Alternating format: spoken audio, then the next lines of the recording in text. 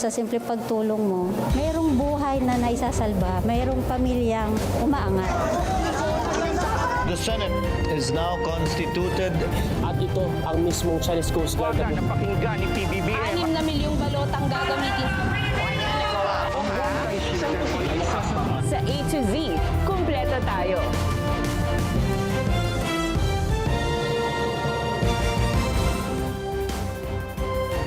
Luzon, Visayas, Mindanao at buong mundo. Ngayon ay Lunes, May 4, 2026. Ako si Barbie Mulak at ito ang balitang A to Z. Articles of impeachment laban kay VP Sara Duterte. Lusot na sa komite ng Kamara. Posibleng isa lang na sa plenaryo sa susunod na linggo. Eastern Samar, niyanig ng magnitude 6 na lindol. Gobyerno, tiniyak ang tulong para sa mga apektado ng pag-aalboroto ng Bulkang Mayon. 300 pamilya nananatili sa evacuation centers. Ika-4 na civilian mission ng Atinto Coalition naging matagumpay. At sa showbiz, kilalanin ang bagong pambato ng Pilipinas sa Miss Universe Pageant 2026. Pero bakit walang mga runner-up?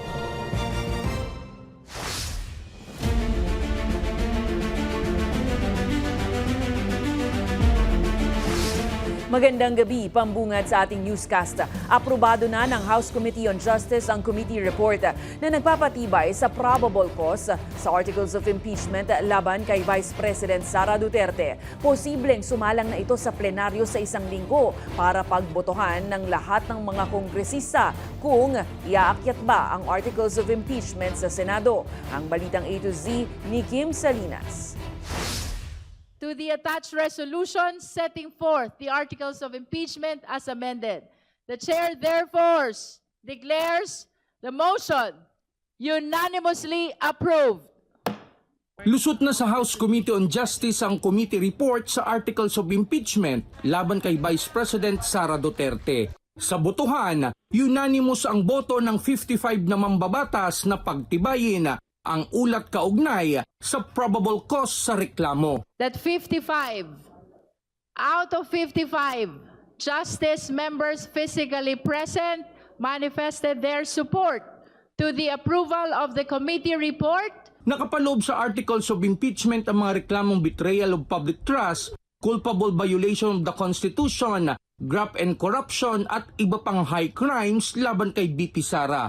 Kabilang sa mga binigyang diin ang umano'y maling paggamit ng confidential funds at umano'y banta laban kay Pangulong Ferdinand Marcos Jr. Sagot ng kampo ng pangalawang Pangulo, the defense team, we have a strategy on that matter. We cannot really fully disclose it. Perhaps one thing I could mention now is if you look at the transactions that were mentioned even in the AMLAC report. Gayunpaman, muling iginiit ng kampo ni Duterte na unconstitutional ang proseso ng komite na tinawag nilang fishing expedition. Hindi dumalo si VP Sara sa anumang pagdinig ng House panel. Hindi rin umano sila nagsisisi na hindi nakipagtulungan sa ginawang pagdinig. To answer your question directly, no, we do not regret what we did. Precisely because our objections were fundamental and constitutional, no, dito sa naganap na proceedings. Naninindigan naman ng chairperson ng komite na wasto ang kanilang naging proseso. Let us pursue this to its logical conclusion. Otherwise, the cycle of impunity will only repeat. No one, no matter how powerful, no matter the title, is above the law. Malayo pa. Pero kahit papaano, sa totoo lang, malayo na. Ipadadala na ng panel ang committee report sa House Plenary. Inaasahang isasagawa ang botohan ng buong kapulungan sa susunod na linggo kung saan kailangang makakuha ng hindi bababa sa 1/3 na boto ng mga miyembro ng Kamara upang formal na maiakyat ang kaso sa Senado. Para sa Balitang A to Z, Kim Salinas. Itinanggi ng kampo ni Manasseh Carpio ang asawa ni VP Sara Duterte Ang umano'y bilyong-bilyong pisong transaksyon na inilabas sa report ng Anti-Money Laundering Council sa naging pagdinig ng Kamara. Ayon sa kampo ni Man Scorpio, wala siyang ganoong pera at tinawag nila na issue ito na may epekto sa tiwala sa sistema ng pagbabangko lalo't nakakalkal umano ng AMLAC ang kanilang bank records. Binigyang diin rin na dapat walang pinipiling hustisya sa pagpapatupad ng batas. Nilinaw naman ng kampo na wala silang balak kasuhan ang media. Sinabi ni Senator Robin Padilla na handa siyang tumutol sa pag-usad ng impeachment trial laban kay Vice President Sara Duterte sakaling iakyat na ng Kamara ang Articles of Impeachment sa mataas na kapulungan. Pero giit ni Senate President Tito Soto, dapat manaig ang konstitusyon. Ang balitang A to Z ni Ace Cruz.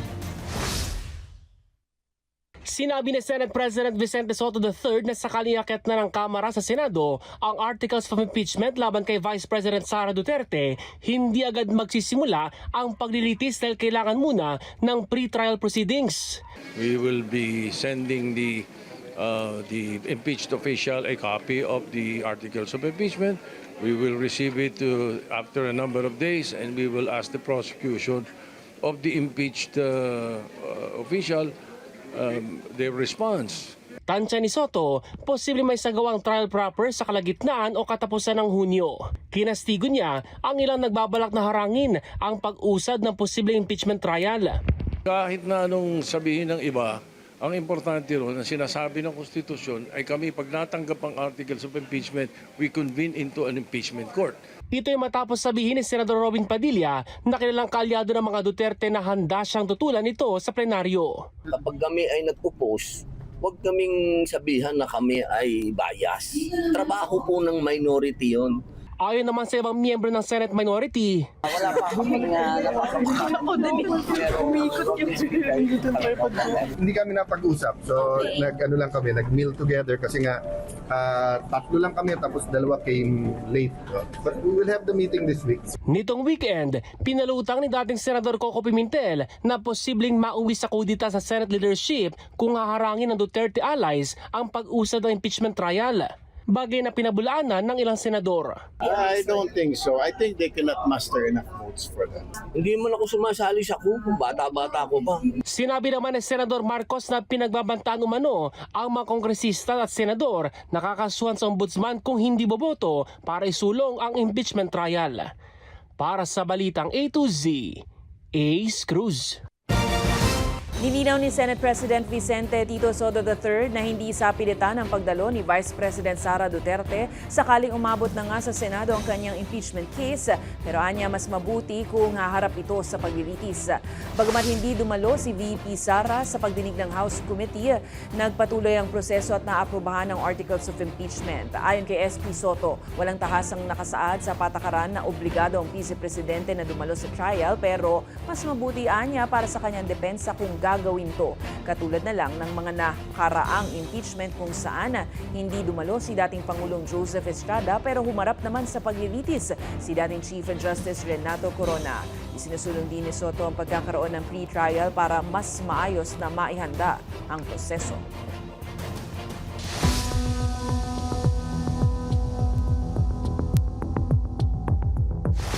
Iginiit ng Embahada ng Pilipinas sa France na hindi ito makakakilos ng labag sa soberanya ng France ayon sa international law. Ayon kay Ambassador Ed De Vega, hindi pwede ang isang embassy na gumawa ng police action o pag-aresto sa bansang kinaroroonan ni dating Congressman Zaltico. Paglilinaw ng Embahada, kailangan pa ring dumaan sa tamang diplomatic process ang mga hakbang ng gobyerno. Konektado ang pahayag sa ulat tungkol kay Zaltico na umano'y nasa France at nag-apply ng asylum matapos mawala sa kustodiya ng Czech authorities. Una na rin ipinagalam ng Department of Foreign Affairs na kinansela na ang pasaporte ni Ko.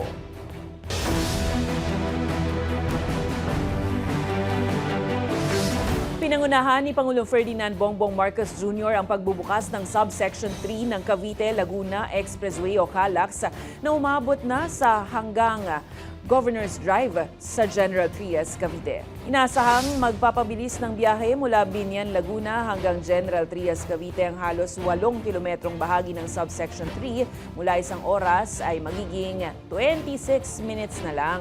Kaya naman tumanggap ng dagdag na 6,000 motorista araw-araw ang bagong segment. Dahil dito, aabot na sa 26 kilometers ang operasyon ng Calax mula Mamplasan, Laguna. Sakaling makumpleto naman na, ikokonekta naman ito sa Manila-Cavite Expressway at magiging sa South Luzon Expressway. Libre muna ang toll sa loob ng isang buwan. Tinitignan namin doon sa mapa ay yung inaantay natin ng matagal na galing dito sa Silang hanggang Kawit na. Yung dati mga 2 oras, magiging kalahating oras, 45 minutes na lang. Kahit na nagtatrabaho ka sa Taguig, pwede kang nakatira dito sa Cavite. So, yung ating mga kababayan, gamitin po ninyo, makita ninyo, maramdaman ninyo na ang malaking ginhawa na dinadala nitong mga ganitong malalaking project. Pinagkukomento si Senator Ronald Bato de la Rosa sa mungkahing amyendahan ng Senate Rules ukol sa no work, no pay sa mga absent sa trabaho ng mga mambabatas. Ayon yan kay Chairperson ng Committee on Ethics and Privileges, Senator J.V. Ejercito. Matapos mainit na diskusyon pa rin ang pagiging absent ni Bato de la Rosa mula November 2025 dahil sa umunoy warrant of arrest ng International Criminal Court bunsod ng war on drugs noong Duterte administration. Sa muling pagbubukas ng sesyon ng Senado, Lunes ng hapon, no-show pa rin si De La Rosa. Sa siyam na ethics complaints, 4 na ang na-dismiss dahil itinuturing na frivolous o walang kabuluhan, habang tumanggi naman ang komite na isapubliko ang mga kasong idinismiss. Samantala, wala pa rin komento si Bato de la Rosa ukol rito. As I mentioned before, yun yung dilemma ko noon na hindi ako, we cannot act on it because we have to have the plenary, the plenary have to be on session. The Senate as a body has to amend the rule.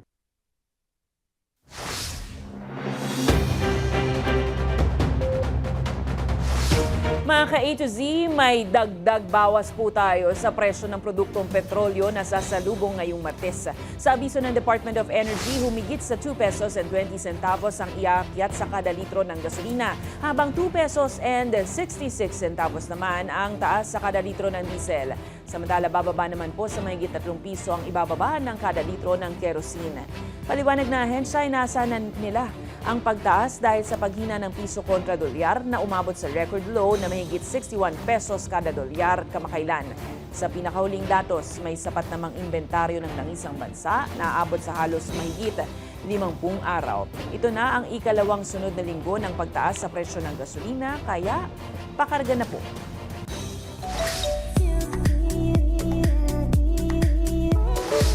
Thalia aka Marimar meets Bini.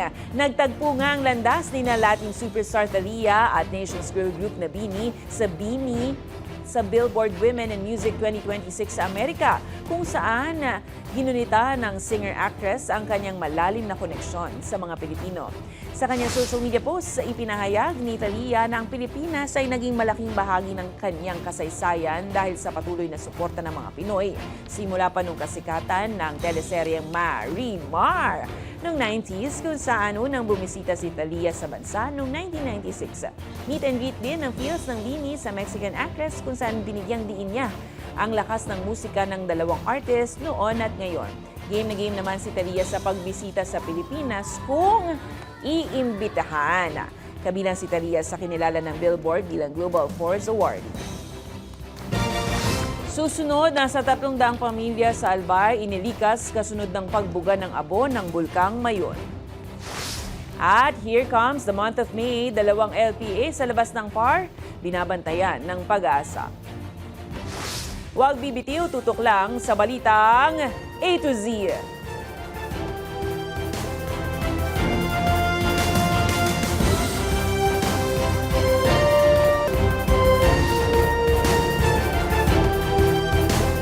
Timbog ng Quezon City Police District ang isang hinihinalang tunnel ng tinaguriang Termite Gang para pasukin ang isang sanglaan sa Barangay Nova Proper, Novaliches, Quezon City.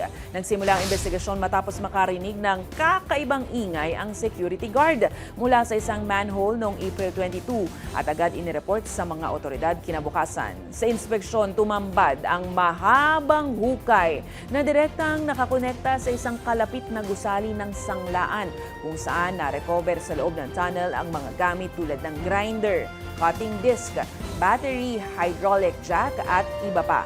Sa kabila nito, wala namang nawalang pera o alahas sa loob ng establishmento. Patuloy ang follow-up operation ng pulisya para matukoy at madakip ang mga suspect.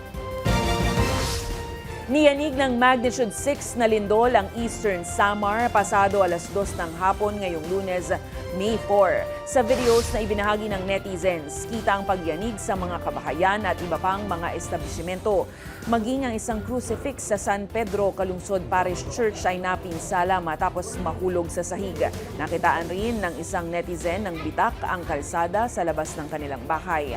Ayon sa Fivox Tectonic, ang origin ng pagyanig na italang epicentro nito 18 kilometro mula sa bayan ng San Julian at naramdaman rin ang epekto sa karatig lalawigan sa Visayas maging sa Surigao del Sur.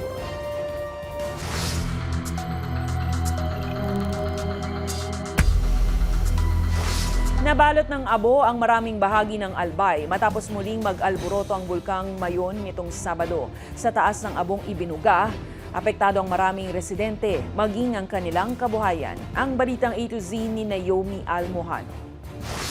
Ang bilis! Yan o, yan o. Oh, grabe, bilis. Para tayong hinahabol. Hindi ito eksena sa science fiction movie o climax ng isang apocalyptic film, kundi eksena ng muling pagputok ng Bulkang Mayon sa Albay nitong Sabado. Sa video na ito, imbis na ganda ng Bulkang Mayon ang masilayan, nangangalit na usok at abo ang sumalubong sa rider.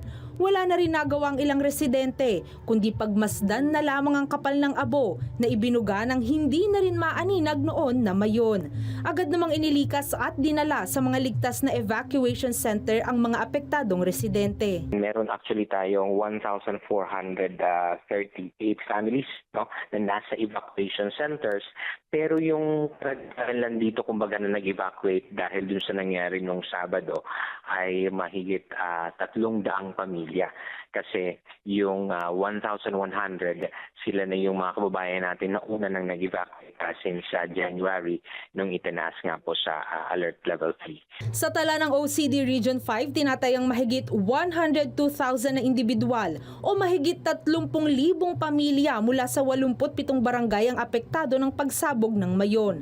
Halos mamuti naman na ang buhok at damit ng residenteng si Francis dahil sa tindi ng bagsak ng abo sa kanilang lugar. Sa Ginobatan Albay, nagmistulang black and white ang paligid. Nang mapuno ng abo, hindi lang ang mga kalsada, kundi maging mga sasakyang nakaparada. Hindi rin nakaligtas ang mga pananim sa Kamalig Albay, na balot na ngayon ng makakapal na abo. Kahit mga alagang hayop, wala ring ligtas sa pinsala ng Mayon. Yung mga pinaka-naapektuhan po ng mga munisipyo ay itong dito sa 3rd district ng probinsya ng Albay.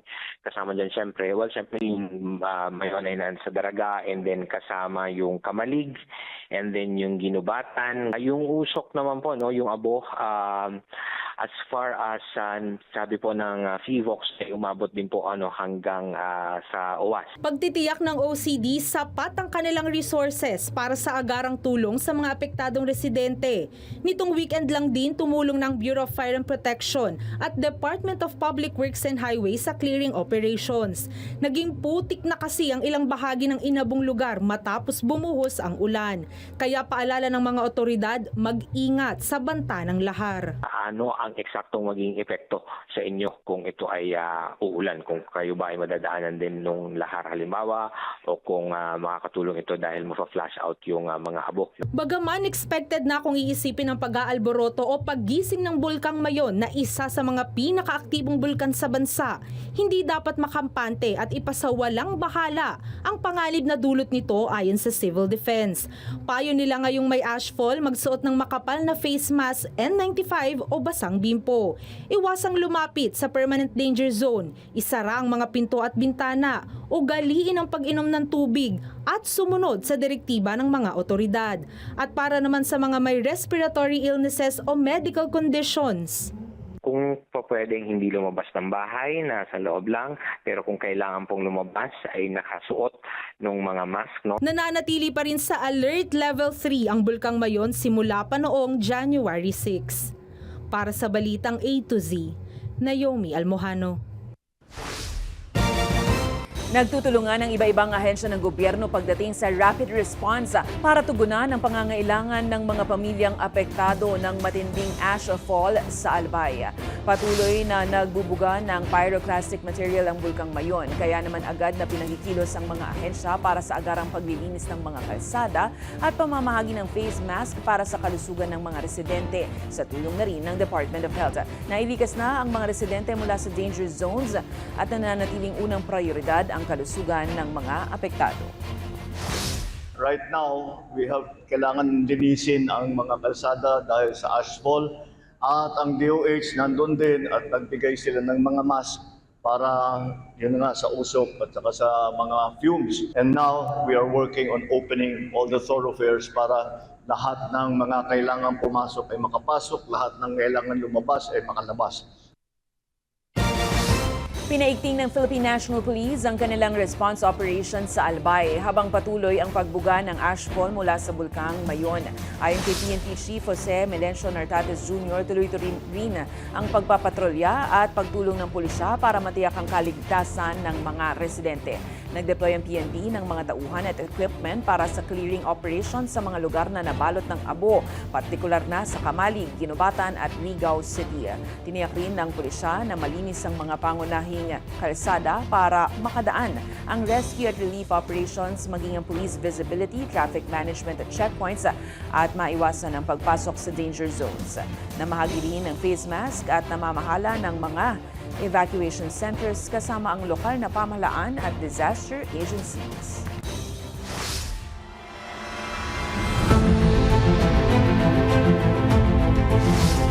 Matagumpay na nagtapos ang ika-4 na civilian mission ng Atin-Ito Coalition sa West of Philippine Sea nitong weekend.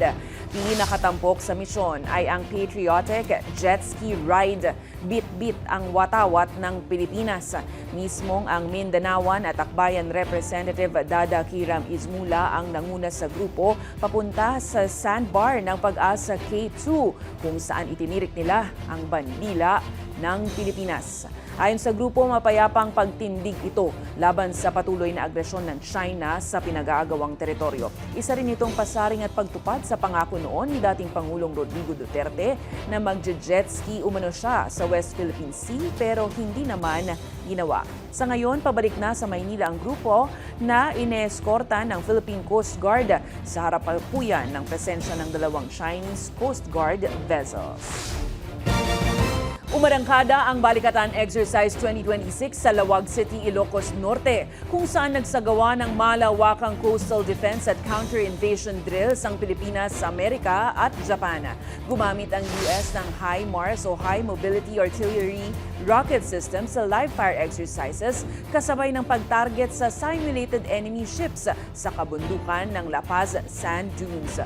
Humigit kumulang 800 tropa ang lumahok mula sa 3 bansa, kabilang ang Japan Ground Self-Defense Force na unang beses na aktibong kasali sa Balikatan. Sa ground at sa sea operations, gumamit ang Pilipinas ng 105mm howitzers at Sabra light tanks para sa pagtugon sa simulated shoreline attacks. Layunin ng drills o pagsasanay ang pagpapalakas ng interoperability sa gitna ng dumaraming threat sa unmanned at drone warfare.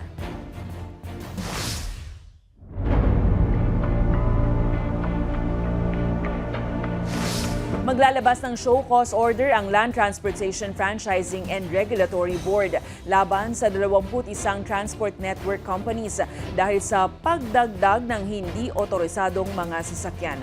Binigyan ng 5 araw ang mga kumpanya para magpaliwanag o harapin ang posibleng suspension. Ayon sa ahensya, lumagpas na sa itinakdang unit cap ang mga sasakyan ng mga kumpanya. Babala ng LTFRB, maaaring maituring na kolorum ang mga bagong sasakyan na may multang aabot sa 50,000 pesos kada unit. Nakatakdang isagawa ang pagdinig sa May 14.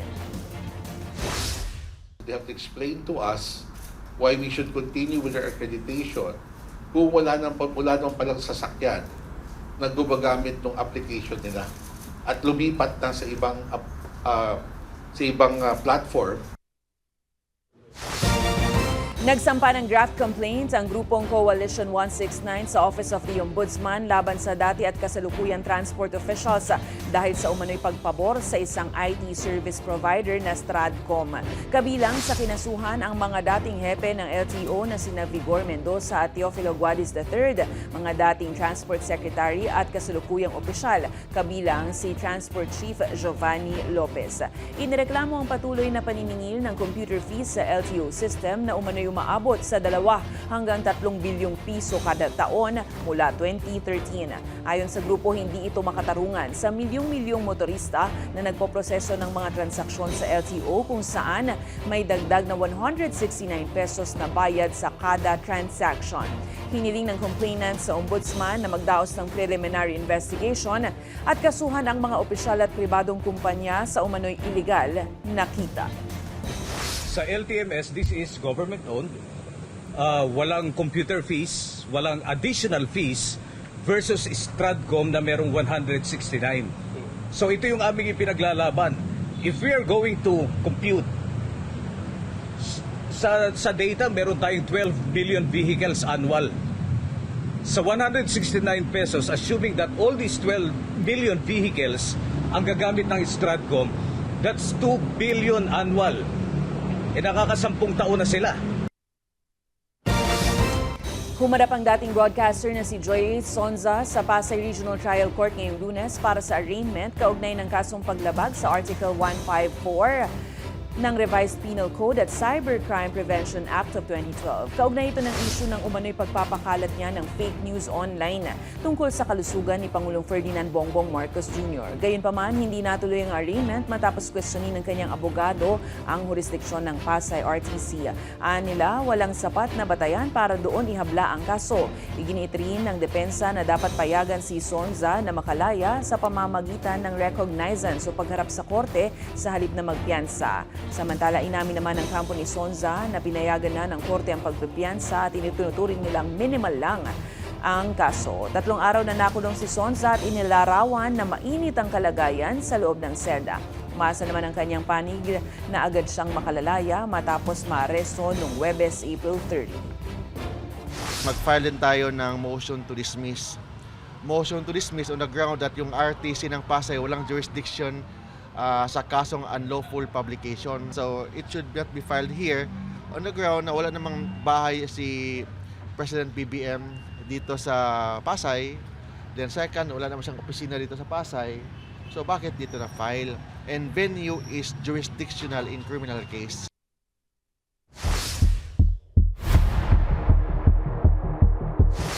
Ngayong kakasimula pa lang ng Mayo, kasalukuyang binabantayan ng Pag-asa ang 2 low-pressure area sa labas ng Philippine Area of Responsibility. Sa latest report ng Weather Bureau, huling namataan ang isang malapit na LPA sa silangan ng northeastern Mindanao na malabong mabuo bilang bagyo sa loob ng susunod na 24 na oras. Samantala, patuloy naman na nararanasan ng mainit na panahon sa malaking bahagi ng bansa.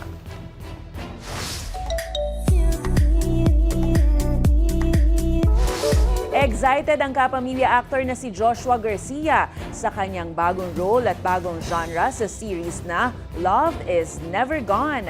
Anya, nakabalik din siya sa action scenes na talaga namang na-enjoy niya, bagamat inamin niyang mabigat ang ganitong uri ng role. Nakatambal niya sa new series ang aktres na si Ivana Alawi. Excited din ang aktor para sa viewers dahil sa kanya kaabang-abang ng mga eksena kasama ang ilan pang veteranong stars. Mapapanood sa Prime Video simula May 8 sa Biyernes na po yan ang Love is Never Gone. Abangan sa aming pagbabalik, La Union Beauty Bea Milan Windorski wagi bilang Miss Universe Philippines 2026. Huwag bibitiw, kayo'y nakatutok pa rin sa balitang A to Z.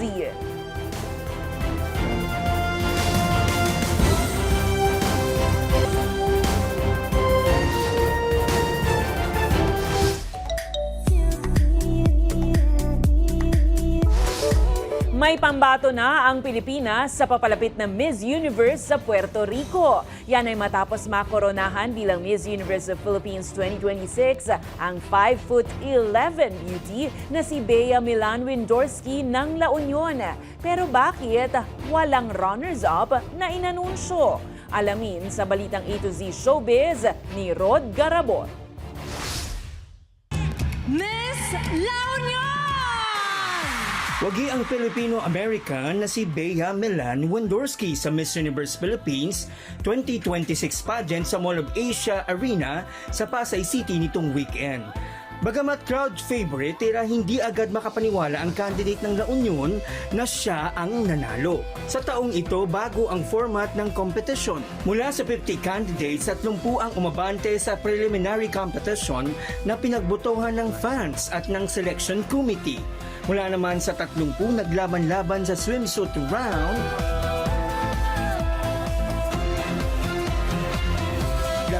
15 ang ubabante sa evening gown competition.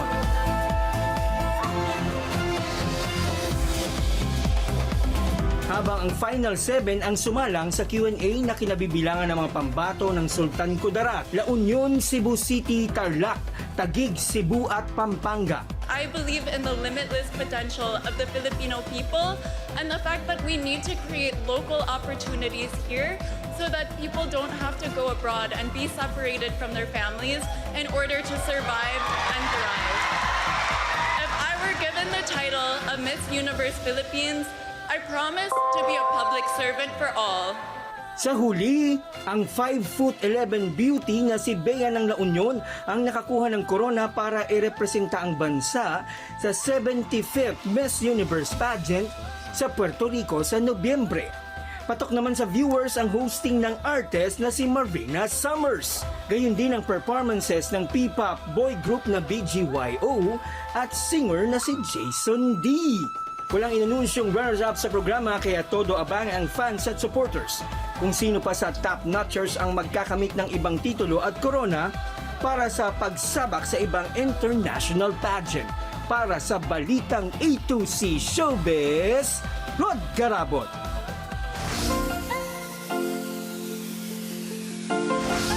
Talaga namang ramdam ng lahat ang krisis, kaya naman gagawin ng lahat basta kumita lang. Ang isang ito hindi kumita ang negosyong hulugan, kaya naman nag-announcer na lang. Panoorin ang nakaka-GV na video. Pasko, hataas, hataas, nagbulang, sulaksa, wow, may power, who's correct? Okay, Albino, Pasko, Lugar, $200 by... Kung kayo ay may kwentong kakaiba, mga kwento ng pag-ibig o storya ng inspirasyon at pag-asa, maaari itong ibahagi. Sumali sa ating Facebook group na Balitang A to Z, panoorin ang replay ng ating programa at sundan ang ating social media pages, hanapin ang Balitang A to Z. Ang ating pabawang quote of the night ngayong Lunes ay mula sa Singaporean statesman at founding Prime Minister ng Singapore na si Lee Kuan Yew. Sabi niya, kung ikaw ay pinuno, dapat handa kang harapin ng bagyo at iahon ang iyong mga nasasakupan sa gitna nito. At yan po ang mga balita at impormasyon, mga kwentong may dalang inspirasyon na tinutukan ng Balitang A to Z. Ako si Barbie Mulak. Maging maalam, makialam. Magandang gabi sa iyo, Pilipinas.